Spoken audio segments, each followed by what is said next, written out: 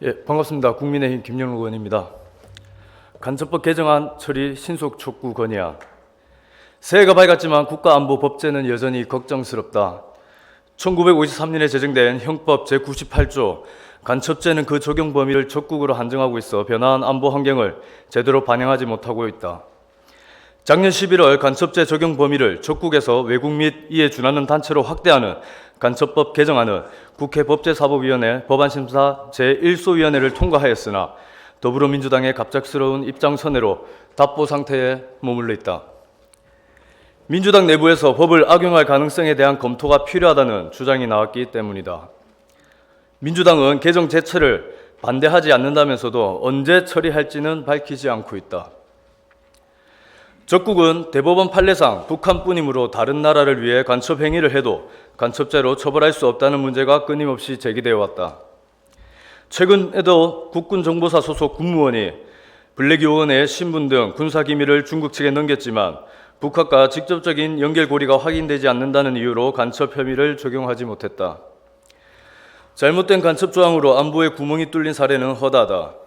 최근 중국인들이 국가정보원과 미국 항공모함을 드론으로 촬영하다 적발된 적이 있지만 항공안전법이나 군사시설보호법 위반 적용만 받았을 뿐이다.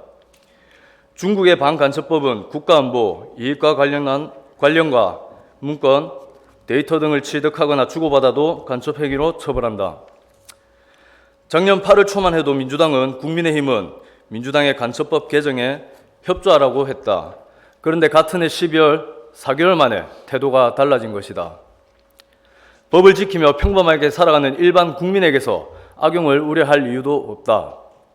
그런데 민주당은 무엇 때문에 간첩법 개정에 찬성하다 미루는 것인지 도무지 납득할 수가 없다.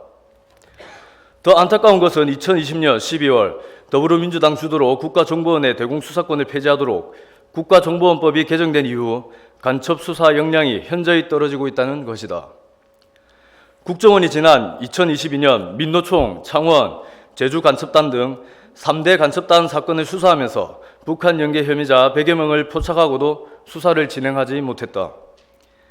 작년 1월 대공수사권이 본격 폐지되자 경찰청 안보수사국이 국정원으로부터 넘겨받은 수백 건의 사건을 직접 검토하고 있지만 경찰 내부에서도 승진, 인사이동 등으로 간첩 혐의자 등을 대상으로 장기간 추적이 어렵고 대공수사 분야를 꺼리는 상황이다.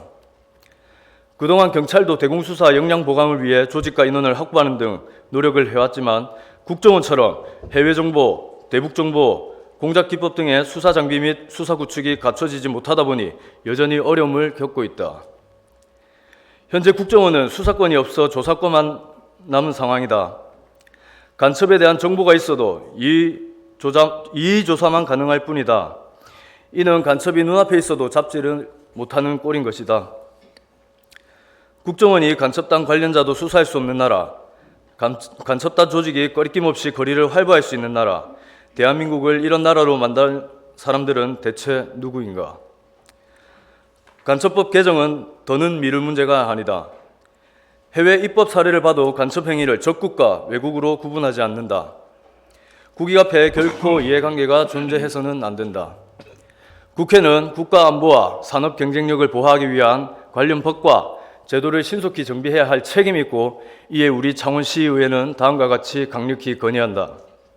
하나, 국회는 국가안보와 국익보호를 위해 관련 법과 제도를 개정하라. 하나, 더불어민주당은 즉각 간첩법 개정에 동참하라. 2025년 1월 20일 창원시의회. 끝까지 경청해 주셔서 감사합니다.